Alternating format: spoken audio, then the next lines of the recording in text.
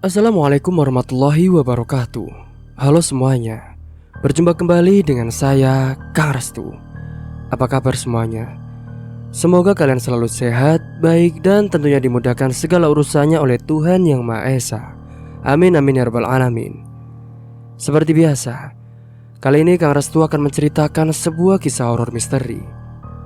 Dan sebelum masuk ke ceritanya, tentunya bagi kalian yang belum subscribe, jangan lupa klik tombol subscribe-nya, klik lonceng notifikasinya, serta like video ini agar kalian tidak ketinggalan cerita-cerita menarik dari channel ini. Kali ini Kang Restu akan melanjutkan cerita yang kemarin. Oh iya, Kang Restu juga mengucapkan banyak-banyak terima kasih kepada kalian yang telah mendukung dan juga mensupport channel ini. Oke, terima kasih. Dan langsung saja tanpa berlama-lama lagi, bagaimana kisahnya? Ini dia ceritanya.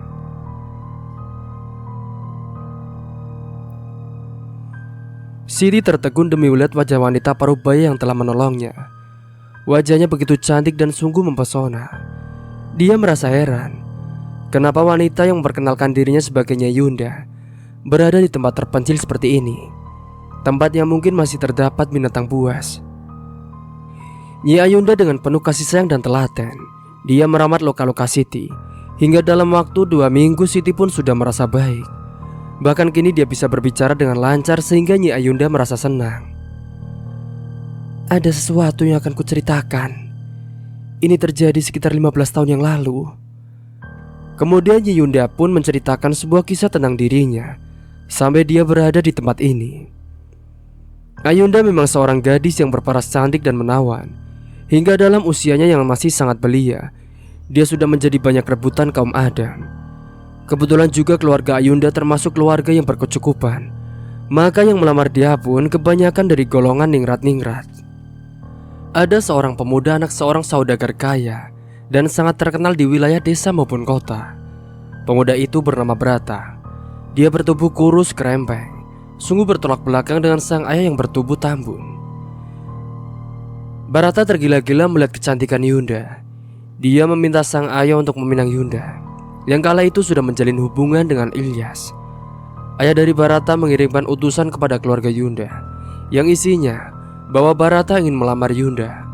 Yunda pun tentu saja menolaknya, karena bagaimanapun dia sudah mencintai Ilyas. Untuk menghindari sifat yang manja dan semena-mena, maka Yunda pun segera dinikahkan dengan Ilyas.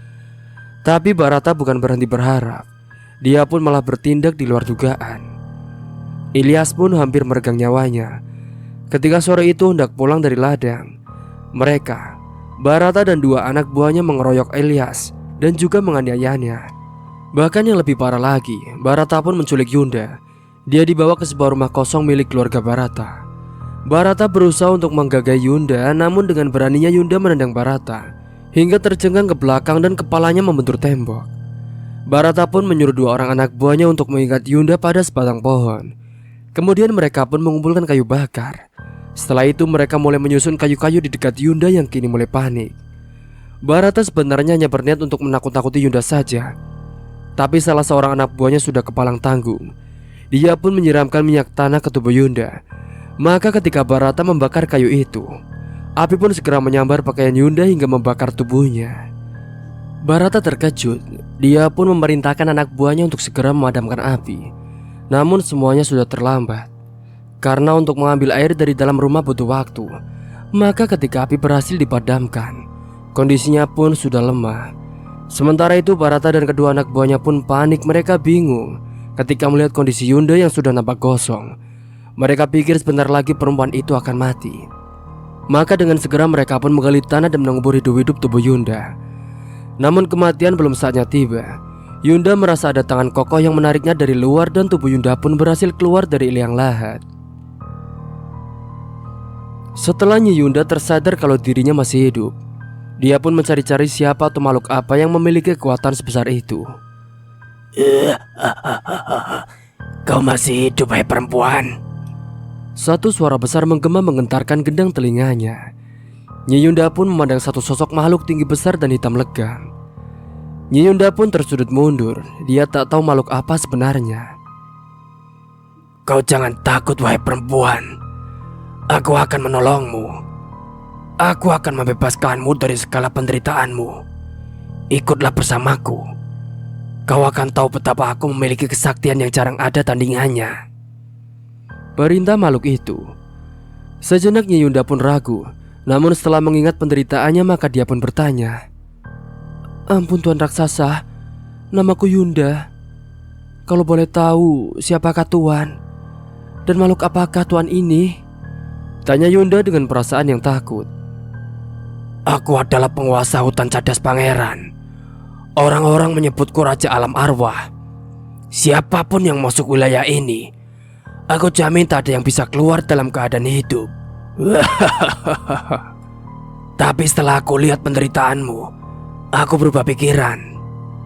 Aku akan mencabut nyawa ketiga orang yang telah menguburmu lewat tanganmu. Ayolah, kita ke tempatku. Bagi Yunda tak ada pilihan selain mengikuti keinginan makhluk yang disebut Raja Alam Arwah. Nyi Yunda pun melanjutkan ceritanya sampai ia sembuh dari luka bakar. Bahkan kini wajahnya secantik Dewi Kayangan. Sang penguasa alam arwah memberikan suatu keajaiban, yaitu secawan darah yang telah ditambahkan ramuan, yang telah membuat wajah Yunda dari yang semula buruk menjadi cantik yang menawan. Dan sang penguasa juga memberikan sebatang besi kuning sebesar jarum. Besi kuning itu juga bisa disebut susuk atau pelet. Tak seorang pria pun yang mampu untuk melawan kekuatan itu. Mereka akan bertekuk lutut dan meminta aku untuk mencintainya. Yunda pun mengakhiri ceritanya. Lalu, apa yang telah Nyai lakukan setelah memiliki kekuatan itu? Tanya Siti karena ingin tahu. Aku mulai membalaskan sakit hatiku. Aku membuatnya jatuh cinta. Kemudian, mereka aku habisi. Apa ada syarat tertentu kepada sang penguasa alam arwah tersebut? Tentu ada. Setiap pemberian pasti harus ada timbal baliknya. Semula aku merasa berat karena harus melayani nafsu iblisnya. Tapi apa boleh buat, dia telah memberikan aku kehidupan baru yang jauh lebih baik. Maksud Nyai, pada saat-saat tertentu, sang penguasa datang menemui aku. Dia meminta jatah agar aku melayaninya semalam suntuk. Semalam suntuk? Apakah Nyai tidak takut melihat wajah makhluk itu? Tidak, karena dia datang dengan wujud seorang pria tampan yang belum pernah aku lihat di dunia ini. Bagaimana jika aku ingin memiliki ajian itu juga, Nyai? Bisa saja, asal kamu menerima syarat seperti yang telah aku ceritakan tadi. Lagi pula, aku sudah merasa puas karena dendam dan segala yang aku inginkan sudah terpenuhi. Selain wajahku cantik, aku juga mempunyai sebuah rumah mewah dan harta yang melimpah. Semua itu aku dapatkan dari laki-laki korban susuk pemikat arwah yang sudah menyatu dalam darahku. Setelah berbicara panjang lebar, tanpa terasa malam pun telah kembali tiba. Nyi Yunda pun terlihat seperti tengah mempersiapkan sesuatu. Siti memperhatikan gerak-gerik wanita parubaya yang berwajah cantik itu. Timbul dalam hatinya untuk memiliki wajah secantik paras Nyi Yunda. Apapun resikonya, aku harus memiliki ilmu pelet itu. Kalaupun harus melayani sang penguasa alam arwah, gumam Siti dengan membatin. Malam pun semakin sunyi. Sinar rembulan yang tengah purnama mampu menembus rimbunan pohon, sehingga tempat di mana Siti sekarang tinggal terlihat agak temaram. Suara-suara dari puluhan bahkan ratusan serangga malam saling bertahutan, seperti kidung malam yang akan menemani sang maut dalam mencari mangsa. Bayangan-bayangan pohon yang bergoyang-goyang terlihat seperti tangan-tangan raksasa yang sedang menari, mengelilingi mangsanya untuk dijadikan korban. Dan bayangan raksasa itu kini berdiri tegak di hadapan Siti. Siti pun terkejut. Dia pun segera membuang lamunannya. Ia beringsut menggeser duduknya dengan penuh ketakutan. Dia pun melihat makhluk itu dengan menutup mata dengan sebelah tangannya. Makhluk tinggi besar itu pun tertawa melihat Siti yang ketakutan. Jangan takut, Cahayu. Aku datang karena panggilan dari muridku, Nyai Yunda. Aku datang untuk menolongmu, Cahayu. Jangan takut. Mari kita bersenang-senang menikmati hidup yang tanpa ada batasnya. Sang penguasa pun menarik tangan Siti sehingga dalam satu kali hentakan saja Siti pun sudah berada dalam pelukan makhluk itu. Mungkin ini waktunya. Hati Siti berseru kegirangan. Dan makhluk tersebut pun kemudian membawa Siti ke sebuah kamar. Siti dibaringkan di sebuah batu altar. Dalam hati Siti pun bertanya-tanya, apakah dia akan diberikan ilmu atau sebaliknya akan dijadikan tumbal bagi Nyi Yunda. Untuk beberapa saat lamanya perasaan Siti pun terombang-ambing. Sampai akhirnya Yunda pun datang dengan membawa cangkir yang berisi cairan berwarna merah. Nah, minumlah anak manis, katanya Yunda sambil memberikan cangkir. Siti pun menerimanya, namun dalam hatinya masih diliputi keraguan. Ayolah minum, kamu akan merasakan kehidupan lain yang belum pernah kamu alami. Nyi Yunda pun kembali membujuknya hingga Siti pun meminum cairan merah itu yang terasa bau anyir seperti darah. Tak berapa lama kemudian Siti pun merasakan kalau cairan tadi mulai terasa bereaksi seluruh tubuhnya yang saat itu sudah terasa panas. Perutnya seperti dirajam oleh ribuan duri-duri tajam. Kepalanya pun terasa pening dan berputar-putar. Akhirnya Siti tak sadarkan diri dalam beberapa saat. Dan setelah dia membuka matanya, dia mendapatkan dirinya berada di atas kasur empuk. Matanya memandang dengan rasa tak percaya kalau kini dia berada di sebuah kamar mewah yang hanya dimiliki oleh para pejabat tinggi negara. Namun anehnya kamar itu terlihat klasik, dengan segala interior dari zaman abad masa lampau. Dan dia pun lebih takjub lagi ketika ia mengelus lengannya yang terasa halus. Dia pun terbangun dan pembaringannya dia berjalan menghampiri cermin yang cukup besar. Rupanya benar apa yang dikatakan olehnya Yunda, kalau ramuan dalam cairan tadi telah membuat wajahnya berubah menjadi cantik, bahkan jauh lebih cantik dari wajahnya yang dulu. Siti pun tersenyum-senyum sendiri, tanpa sadar kini di belakangnya ada seorang yang telah memperhatikannya. Dari bayangan dalam cermin, Siti melihat seorang pria berwajah tampan tengah memperhatikannya sambil tersenyum. Siti memang terkejut, tapi dia sudah maklum kalau pria tampan itu adalah jelmaan dari sang penguasa alam arwah. Kamu cantik sekali, istriku, ucap pria di hadapannya dengan suara yang lembut. Siapakah kakang ini? Tanya Siti meredam ketegangannya. Panggil saja aku Gentapati. Oh, apakah kakang memanggilku istri? Benar, karena malam ini adalah malam milik kita berdua, sayang. Malam ini kita habiskan meragukan kenikmatan dunia kita. Apakah kamu sudah siap, istriku? Dan tanpa menunggu jawaban dari Siti, sosok Gentapati pun langsung menghampiri Siti.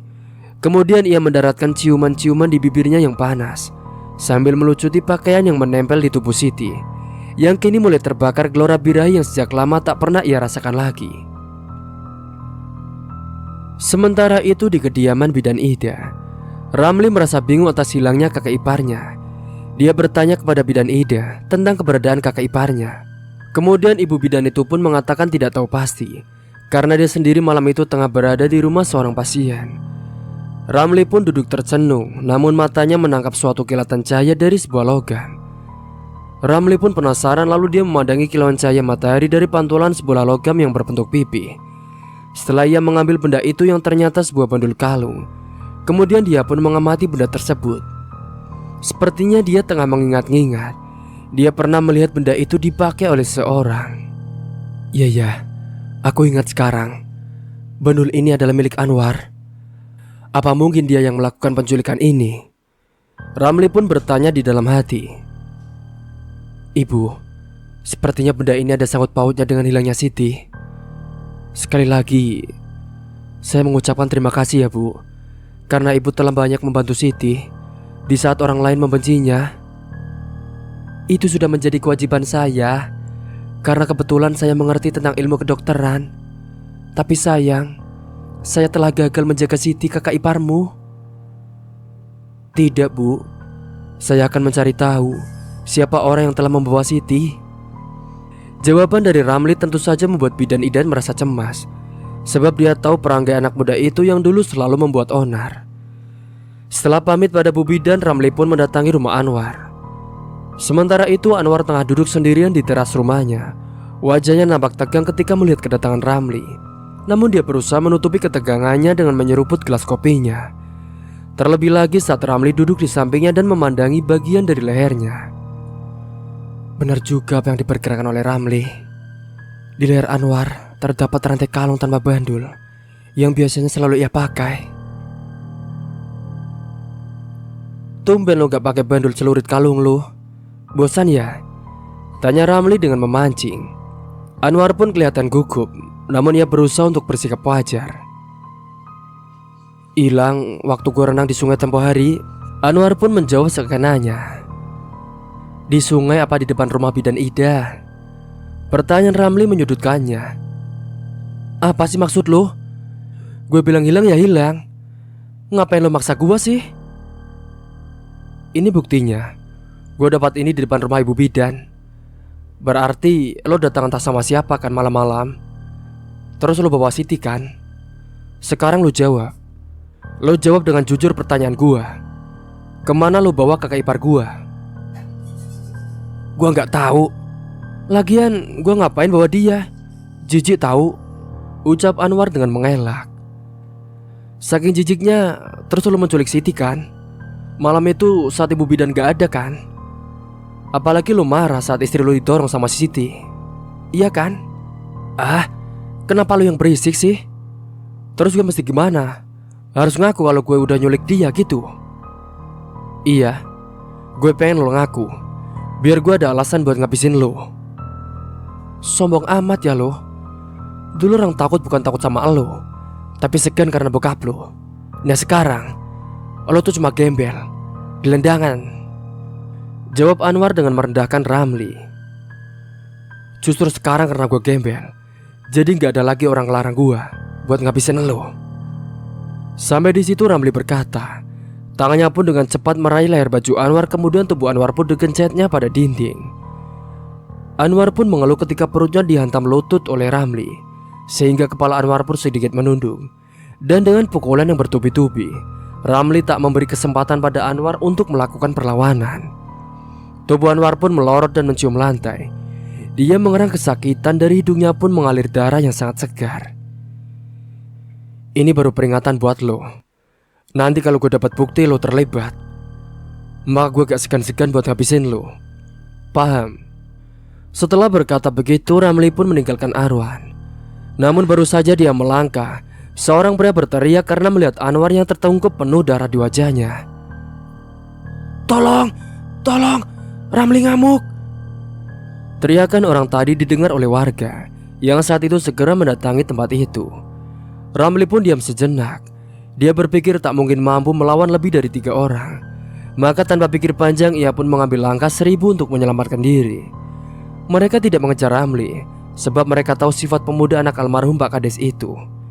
Ramli memang pemuda yang cukup nekat, maka dengan sepak terjangnya dulu, desa itu cukup disegani desa-desa yang lainnya. Singkat cerita, sejak kejadian saat itu, Ramli sejak peristiwa kebakaran itu yang menewaskan kedua orang tuanya, kakaknya beserta keponakannya yang masih bayi, Ramli merasa hanya Siti kakak iparnya yang selamat itu adalah satu-satunya keluarga yang ia miliki. Namun kini Siti telah menghilang entah kemana. Untuk menetap dan tinggal di kampungnya sendiri itu tidak mungkin, sebab tidak mustahil banyak teman-temannya yang dulu selalu bersamanya kini mereka akan mencarinya bukan sebagai teman, tetapi sebagai musuh yang mungkin saja mereka membela Anwar. Mereka tak sudah lagi membutuhkan kehadiran kedua orang bekas keluarga Pak Kades yang mereka hormati dulu, Ramli dan Siti. Mereka telah menganggap kedua orang itu adalah sampah. Singkat cerita, 2 tahun kemudian, terlihat seorang gadis remaja terlihat berdiri mematung. Dia tengah memandangi sebuah rumah kecil, rumah ibu bidan Ida. Dia pun senyum-senyum sendiri seakan melihat sesuatu yang lucu. Seorang wanita parubaya pun keluar rumah. Dia adalah ibu bidan yang ramah segera menghampiri gadis tadi. Adik mencari siapa? Tanya ibu bidan pada gadis muda yang memiliki kecantikan wajah teramat sempurna. Ibu, masa ibu lupa sama aku, Bu? Aku Siti Sundari, Bu. Orang yang telah dulu merepotkan ibu. Balas gadis cantik yang ternyata Siti, yang telah lama menghilang dari desa itu. Siti menantu Pak Kades. Rasanya ibu bermimpi. Bukankah wajah Siti telah rusak karena luka bakar? Tapi kamu... Bidan Ida pun tak bisa melanjutkan kata-katanya, karena gadis yang ternyata memang Siti itu telah memeluk tubuh bidan yang mulai nampak kurusan. "Aku datang, Ibu. Aku pergi sebelum sempat mengucapkan terima kasih. Belum sempat berbakti untuk membalas kebaikan budi Ibu." Siti pun berkata sambil menitikkan air matanya. Melihat gadis itu menangis, ibu bidan kini semakin yakin kalau gadis yang sedang memeluknya benar Siti adanya. Ibu bidan pun laksana seorang ibu yang baru melihat anak gadisnya yang pulang, yang tergopoh-gopoh membawa masuk Siti. Dia pun lalu menjamunya dengan sambutan penuh kehangatan. Siti baru merasakan hidup kembali. Setelah sekian lama dia merasa kalau dirinya sudah mati, karena tak ada sedikit pun harapan untuk hidup layak sebagaimana orang pada umumnya. Bidan Ida pun dengan hati yang haru biru menceritakan betapa dia merasa bersalah telah membuat Siti hilang dari rumahnya. Merasa bersalah karena dia sudah janji pada dirinya sendiri untuk merawat dan menjaganya seperti anaknya sendiri. Dia juga menceritakan kalau Ramli yang sangat merasa kehilangan atas kepergian Siti.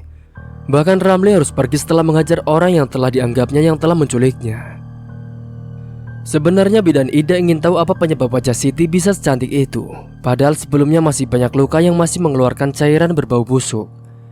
Namun ia menyimpan pertanyaannya. Ia takut menyinggung perasaan Siti, sebab secara medis bekas luka bakar itu takkan bisa hilang kecuali dengan cara operasi plastik yang tentu saja memerlukan biaya besar. Dan anehnya lagi, Siti yang sudah berusia di atas 30-an kini menjadi seperti seorang gadis belasan tahun.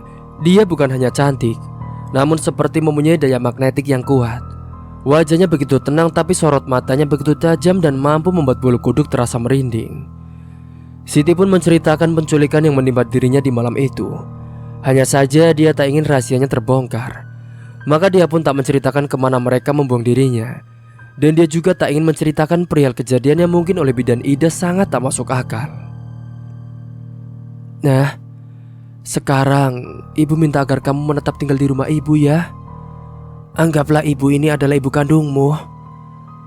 Karena ibu hanya tinggal sendirian, ibu takut menghadapi hari tua nanti. Kepada siapa ibu akan berbakti?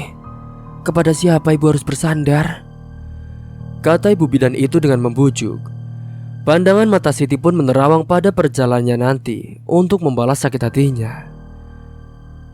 Siti pun sangat bersyukur ternyata ibu Ida masih mau menerimanya, bukan sebagai bekas tetangga, bukan pula sebagai pasien. Ibu bidan menganggap Siti sebagai anaknya sendiri. Siti pun lalu menerima ajakan kebaikan ibu Ida yang merasa takjub dengan kecantikannya. "Ibu, aku benar-benar merasa senang kalau ibu mau menerima aku sebagai anak. Aku akan memulai hidup baru, Bu, sebagai Sundari, bukan sebagai Siti, karena Siti sudah mati," ucap Siti dengan senyum misterius. "Iya anakku, Siti telah mati bersama penderitaan masa lalunya. Sekarang bangkitlah sebagai Sundari, seorang gadis tercantik dan punya masa depan. Jadilah kamu sebagai pelita hidup bagi perjalanan hidup ibu, untuk mengisi hari tua sampai ajal menjemput ibu nanti." Bidan Ida pun membelai rambut Sundari yang mulai terlihat subur sebatas bahu. Ibu Ida pun memanjakan Sundari seperti layaknya seorang anak kecil. Terkadang dia juga menyuapi Sundari yang merasa risih diperlakukan berlebihan. Sejak kehadiran Sundari, di rumah ibu Ida banyak orang yang mulai lalu lalang, hanya sekedar numpang lewat demi bisa melihat kecantikan Sundari yang mereka kira keponakan ibu Ida. Dan ibu Ida pun juga sering menjawab sebagai anaknya yang di kampung dan sekarang tinggal bersamanya. Terlebih lagi anak-anak muda yang sengaja datang melihat. Namun setelah bertemu dan memandang gadis itu, mereka pun tak bisa berbuat banyak. Mereka terpana terpesona akan kecantikan wajah Sundari yang sengaja dia pamerkan dengan senyuman bibir yang selalu basah. Alhasil pemuda-pemuda itu pun hanya tertegun seperti orang yang linglung. Kini Sundari sudah merasa nyaman. Dia sengaja terpesona untuk memikat hati para lelaki agar tergila-gila kepadanya. Sundari pun sering pergi ke warung yang tak jauh dari rumah Bu Ida. Penampilan yang sederhana hanya dengan celana jin pendek yang sengaja isobek pada bagian depan pahanya agar dapat memperlihatkan betapa mulusnya bagian auratnya itu. Apalagi dia juga mengenakan kaos lengan pendek yang otomatis menonjolkan bagian buah dadanya yang ranum. Dan tak disangka-sangka, hari itu ia pun bertemu dengan Anwar. Sebab menurut cerita dari Ibu Ida, Anwar adalah salah seorang pelaku penculikan dirinya. Ibu bidan tahu karena Ramli yang menemukan bandul milik Anwar. Maka ia seperti sengaja menunggu Anwar berjalan bareng. Namun pas selangkah Anwar sudah berada sejajar dengannya, Sundari pun pura-pura terpleset dan terjatuh. Au! Serunya membuat Anwar yang berada di sampingnya cepat membantunya untuk berdiri. Kesempatan itu pun dipergunakan dengan baik untuk berpura-pura sakit. Aduh, lututku. Sundari pun menangis sambil mengusap-usap lututnya. Tentu saja itu juga kesempatan buat Anwar untuk bisa menyentuh tubuh halus gadis yang menjadi buah bibir itu. Coba saya lihat. Anwar pun menyentuh lutut Sundari yang sebenarnya tidak kenapa-napa. Kini matanya pun melirik pada pah mulusnya yang terpampang dari celana jin yang bolong. Anwar pun menelan ludahnya berkali-kali, ingin rasanya dia menyentuhnya. Jangan cuma dilihat doang dong mas, dielus gitu biar aku gak sakit. Oh iya ya. Dengan gugup dan bagai kerbau dicucuk hidung, Anwar pun menurutinya. Dia mulai menyentuh kulit mulus pah Sundari yang sengaja membiarkannya, sehingga nafas Anwar pun terdengar memburu. Dan ketika mata Anwar bertatapan dengan matanya, Sundari sengaja mengerling sambil tersenyum. Dan sekali dia pun memainkan lidahnya. Hati Anwar dibuat porak-poranda oleh badai asmara yang sengaja dibuat oleh Sundari. Hingga perasaan lelaki yang sudah berkeluarga itu pun lupa segalanya. Dia lupa kalau saat itu ada yang memperhatikannya. Beruntung banget ya kamu bisa menyentuh gadis cantik dia. Seorang ibu pun sudah berdiri di dekat mereka. Anwar pun ingin menarik tangannya dari paha gadis di depannya, namun begitu sulit. Tapi tiba-tiba saja Anwar pun secara spontan mencium pipi Sundari. Tentu saja Sundari pun pura-pura berteriak kaget. Dan ibu tadi pun menjadi kesal melihat kelakuan Anwar. Kamu sudah gila ya? Mencium anak orang saja. Nanti aku bilangin istrimu loh. Bisa diulek nanti, kata ibu tadi dengan sengit. Sundari pun pura-pura marah, dia mendorong tubuh Anwar. Tapi anehnya Anwar pun semakin menggila menciumi pipi dan berusaha melumat bibir gadis cantik itu. Dia seakan sudah lupa diri kalau orang mulai banyak menyaksikan ulahnya yang semakin liar. Sehingga dua pemuda pun terpaksa menarik tubuhnya yang melekat pada Sundari. Jika diperhatikan, ada senyum yang menyeringga dari bibir ranum gadis itu. Iya, Sundari mulai menggunakan kesaktian ilmu pemikatnya, dan Anwar adalah calon korban pertamanya. Sundari pun cepat bangkit dari tempat dia terjatuh tadi, dan dia pun bersungut-sungut dengan kesal dengan sikap Anwar. Dasar laki-laki tak punya malu, menolong orang jatuh malah mau menggegai aku, kata Sundari dengan menggerutu. Aduh, maaf ya Neng, dia memang brengsek. Kalau boleh tahu, Neng ini siapa dan dari mana? Tanya seorang ibu yang sedari tadi melihat kejadian itu. Nama aku Sundari, dan aku keponakan Ibu Bidan Ida. Aku tinggal bersamanya menemani Ibu Ida. Ibu tadi pun memperhatikan wajah cantik gadis di depannya. Dia seakan tengah mengingat sesuatu. Wajah kamu agak mirip dengan Siti, menantu Pak Kades. Tapi kamu masih muda dan cantik. Sedangkan Siti sudah mempunyai anak, dan wajahnya rusak karena terbakar. Iya, aku juga mendengar cerita itu dari Bu Ida. Kalau boleh tahu, di mana Siti? Di mana dia sekarang tinggal? Ibu tadi pun menggeleng. Sayangnya tak seorang pun yang tahu. Tapi menurut kabar dari Ramli, dia diculik oleh orang sini juga, jawab ibu tadi sambil memandangi Anwar yang masih bingung. Dirinya tak tahu apa sebenarnya yang terjadi. Mata Anwar pun tajam menatap Sundari. Dengan pandangan yang menyimpan gejolak nafsu birahi, Anwar pun seperti kehilangan akal sehatnya. Sementara di tempat lain, Ramli yang kini sudah terusir dan tersisih dari kehidupannya yang dulu, dia pun hidup dalam kesendiriannya. Dia melewati hari-harinya yang semakin menghitam tanpa arah dan tujuan. Ramli adalah putra seorang mantan kades yang dulu hidup dalam keadaan serba muda. Sekarang dia harus memutar otak untuk sekedar mengisi perutnya. Berkali-kali dia mencoba mencari kerja di bengkel ataupun tempat pencucian kendaraan, namun tak ada seorang pun yang mau menerimanya. Bahkan dia pun mencoba untuk ikut bekerja di sebuah proyek bangunan. Itu pun sama saja, Ramli tetap saja ditolak. Siang itu pun udara terasa panas bukan kepalang. Keringat membasahi baju yang dipakai oleh Ramli. Dia merasa haus, Tenggorokannya kering, untuk membeli dia pun tak ada uang. Dengan malu-malu dia pun masuk ke sebuah warung tenda untuk meminta segelas air. Pemilik warung memandangnya dengan rasa curiga karena melihat penampilan Ramli yang kusut dan juga masai. Sambil meneguk segelas air putih, matanya pun melihat seorang juru parkir. Ramli berpikir untuk ikut mengais rezeki bersama orang itu. Maka dia pun segera menghampiri pemuda yang tadi tengah memarkir sebuah sepeda motor. "Permisi bang, maaf. Boleh nggak bang kalau saya ikut jadi tukang parkir di sini? Saya butuh kerjaan untuk mencari makan bang," kata Ramli dengan bersikap ramah dan sopan. Namun di luar dugaan, jawaban tukang parkir itu membuat hati Ramli menjadi kesal. "Anak mana lo? Enak banget lo mau ikutan parkir.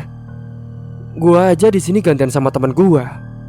Ya bisa, sana lu cari aja lahan parkir baru." Jawaban pemuda itu pun terlalu berlebihan. "Oke, gua udah terlanjur ngomong baik-baik sama lu ya. Sekarang gua minta dengan baik pula. Serahin lahan parkir ini ke gua. Lu sama temen lu kerja di bawah komando gua. Gimana?"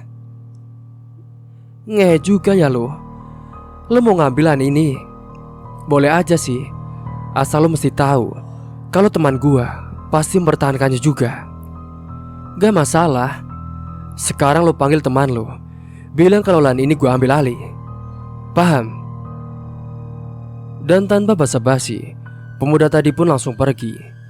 Beberapa saat kemudian dia pun kembali bersama temannya. "Oh, jadi lo orang yang sok jago, mau ngerebut lahan gua. Lo tahu kan sekarang lo berhadapan dengan siapa?" kata pemuda yang baru muncul.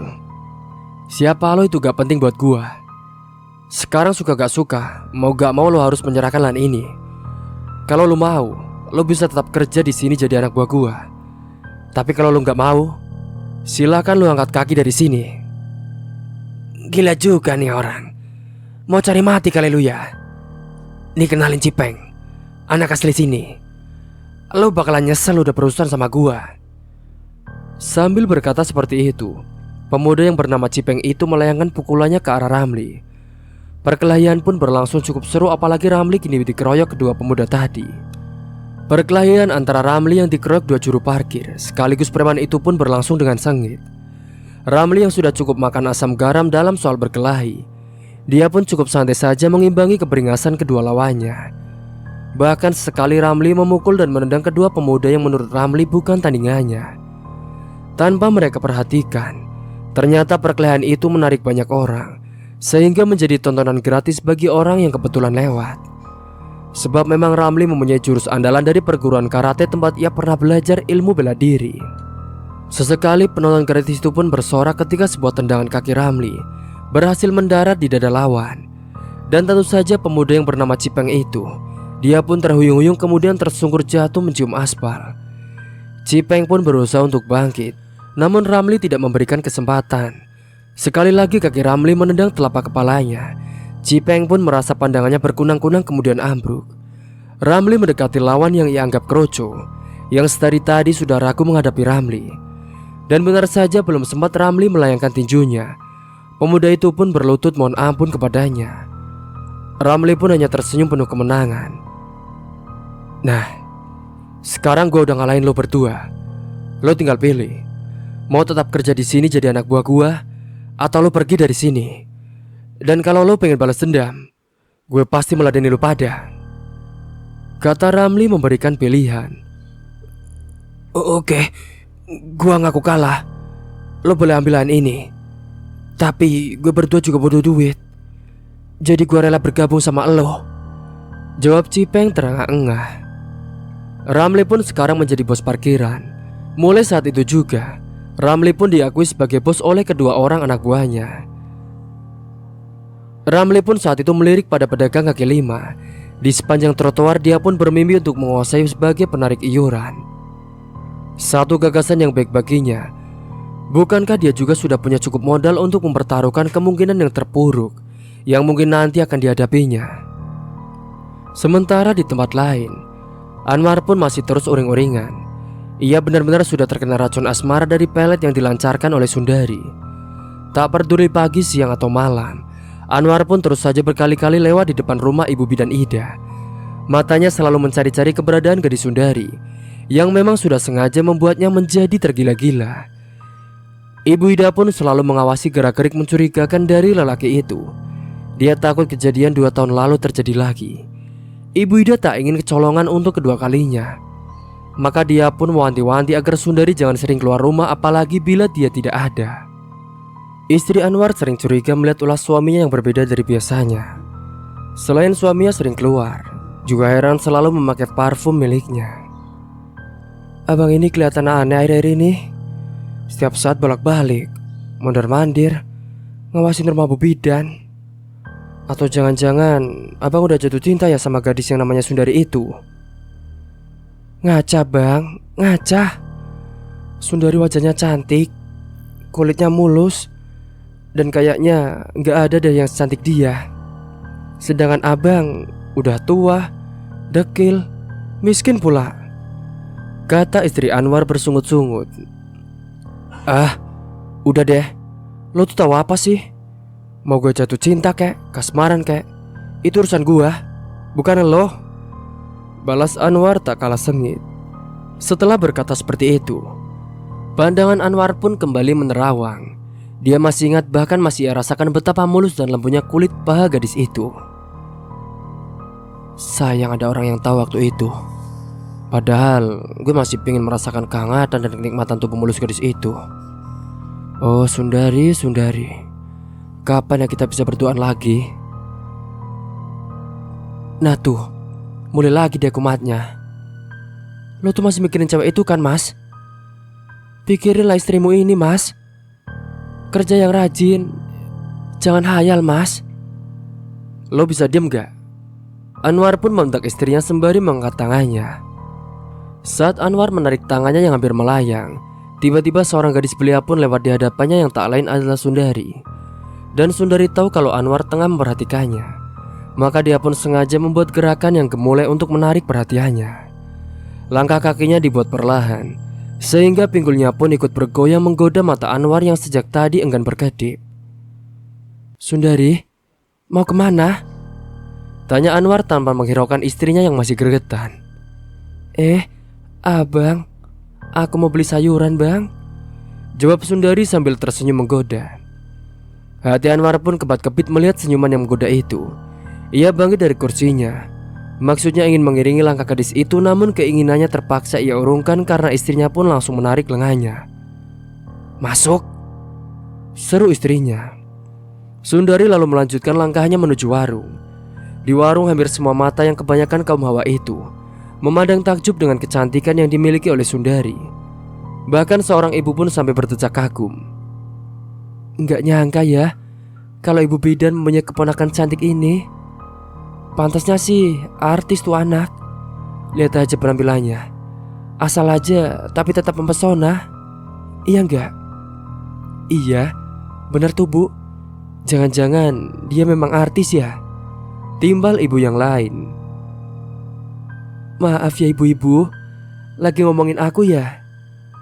Aku orang biasa aja kok bu, hanya gadis desa yang kurang bergaul. Aku juga baru pertama kali datang ke kota ini. Jadi aku minta maaf kalau sikap aku ini dianggap kurang sopan ya bu. Sundari pun memotong kasak kusuk ibu-ibu itu. Oh, enggak kok Neng, saya enggak bilang begitu. Saya malah sangat senang kalau Neng betah tinggal di sini. Ngomong-ngomong, si Neng ini udah punya pacar belum sih? Tanya ibu yang sedari tadi dia memperhatikan Sundari.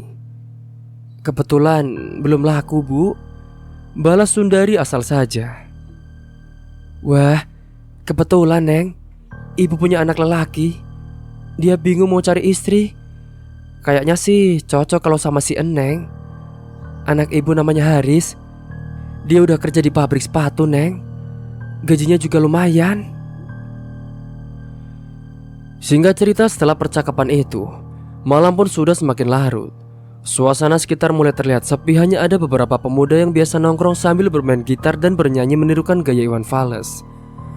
Tanpa sepengetahuan mereka, Anwar pun berjalan memutar untuk menghindari pemuda-pemuda itu. Anwar berhenti di depan rumah Ibu Ida yang menurutnya orang tua itu telah terlelap dan memang benar bidan Ida pun sudah tertidur sejak sore tadi. Anwar pun mengetuk pintu perlahan. Nyaris tak terdengar, namun bagi Sundari, suara sekecil apapun pasti terdengar. Sebab Sundari yang sekarang bukanlah Sundari yang dulu. Pada ketukan kedua, Sundari pun membuka pintu itu. Anwar terperangah demi melihat gaun tipis yang melilit tubuh Sundari. Begitu tipisnya sehingga memperlihatkan bentuk tubuh yang padat dan menantang. Ditambah pula cahaya bulan jatuh tepat membias tempat itu. Anwar pun terdiam di tempatnya berdiri. Dia bingung mau berbuat apa. Sundari memang sudah melancarkan daya pikatnya. Tanpa diduga oleh Anwar, Sundari pun menghampirinya, kemudian dia meraih lengan Anwar, lalu menuntunnya untuk menyentuh buah dadanya yang berbalut kain tipis tanpa bra itu. Anwar pun semakin merasa heran. Kenapa dia tak bisa berbuat sesuatu? Mengapa tidak menikmati sentuhan gadis itu? Jangan di sini kita melakukannya. Aku takut ada yang melihat kita. Sundari berbisik di telinga Anwar. Anwar pun hanya mengangguk saja mengikuti kata Sundari. Sundari lalu mengajak Anwar melewati sebuah jembatan penyeberangan. Kemudian dia pun menelusuri rel kereta api. Dan mereka berdua pun sampai pada sebuah depo kereta api. Ada sebuah gudang tua tempat penyimpanan alat-alat kereta yang telah usang. Dan Sundari pun mengajak Anwar yang sudah dalam pengaruhnya masuk ke sebuah kamar bekas penjaga gudang.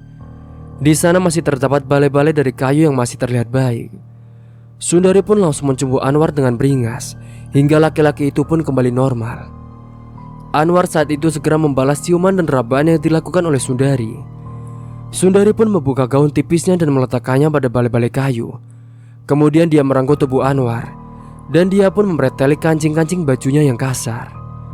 Sundari lalu mulai merabahkan tubuhnya, dan tak sabar Anwar pun ingin segera menindihnya. Namun jari telunjuk Sundari menutup bibir Anwar yang sudah ingin melumatnya. Sabar dong, bisiknya membuat gerakan Anwar terhenti.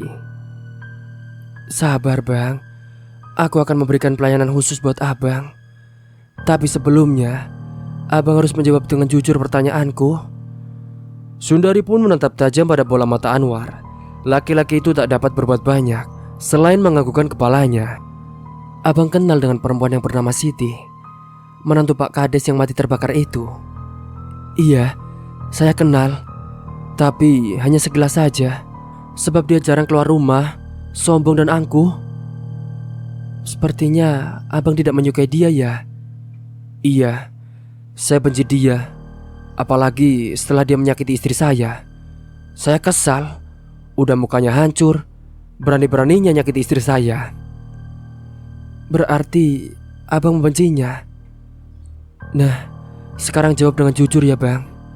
Siapa yang telah menculik dia? Dan dia dibawa kemana bang? Sampai di situ pun Anwar pun bingung mau menjawab apa. Jujur sama saja membuka aibnya sendiri. Tetapi kalau berbohong, dia pun tidak jadi menikmati kemolekan tubuh gadis yang sekarang sudah telanjang bulat.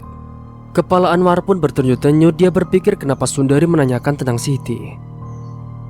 Ayo jawab bang, atau kita gagal kencan malam ini. Suara Sundari pun agak meninggi. Tentu saja Anwar bergidik ngeri karena suara Sundari sudah bercampur daya magis, sehingga Anwar pun terpengaruh oleh kekuatan sugesti dari Sundari. Saya yang telah menculik perempuan itu. Lalu kemana abang membawanya? Saya membuangnya di cadas pangeran. Apakah abang sendirian melakukannya? Tidak, saya bersama teman saya. Namanya Roman. Dia juga tetangga satu kampung. Oh, jadi kalian berdua yang membuang Siti di situ. Terima kasih atas kejujuran abang. Dengan begitu aku merasa lega bang, karena sudah tahu motif apa yang terjadi dari hilangnya Siti. Sekarang kita lanjutkan permainan kita yang tertunda ya bang, kata Sundari sembari kembali merebahkan tubuhnya.